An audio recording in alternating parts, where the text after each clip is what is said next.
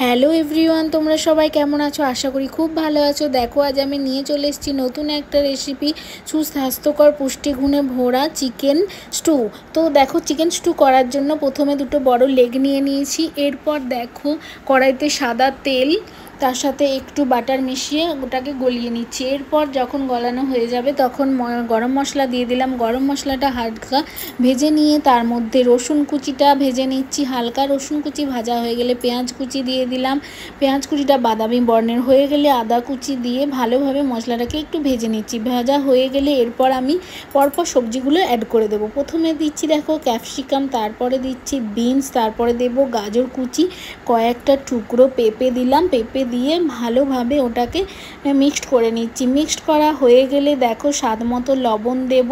লবণ দিয়ে ভালোভাবে ওই মশলাটার সাথে মিক্সড করে নেব। এরপর কাঁচা লঙ্কা দেব, একটু ধনে পাতা দেব, একটু হলুদ দেব, দিয়ে ভালোভাবে এই মশলাটা দেখো সবজির সাথে মিক্সড করে নিচ্ছি। এরপর একটা আলু নিয়েছিলাম, আলু নিয়ে ওটার মধ্যে দিয়ে ভালোভাবে নাড়াচাড়া করে নিচ্ছি, সাথে একটু গোলমরিচ দিয়ে।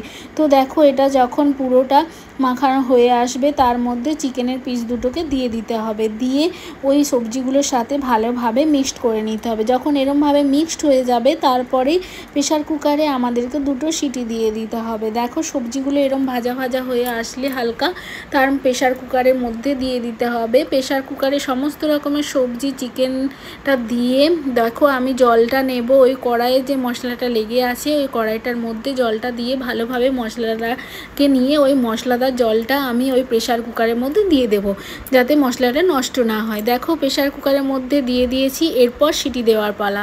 তো হালকা আঁচে বসিয়ে রাখতে হবে। যখন দুটো সিটি পড়বে তখনই ওটাকে নামিয়ে নিতে হবে। দেখো আমি সিটি দিতে বসিয়ে গেলাম। বসিয়ে দেওয়ার পর দেখো এটা সিটিও পড়ে গেছে। এরপর দেখো কর্নফ্লাওয়ার 1 চামচ নিলাম। এবার চিকেন স্টুয়ের যে স্টুটা আছে ওটা দিয়ে ভালোভাবে একটু মিক্সড করে নিয়ে ওই চিকেন স্টুর মধ্যে মিক্সড করে দিচ্ছি। 1 মিনিট মতো ফুটিয়ে নিলেই রেডি হয়ে যাবে আমাদের সুস্বাস্থ্যকর চিকেন স্টু। তো কে কে এরমভাবে বানিয়েছো, আর যদি কেউ বানিয়ে না থাকো এই রেসিপিটা ফলো করে বানিয়ে দেখো, অবশ্যই তোমাদের ভালো লাগবে।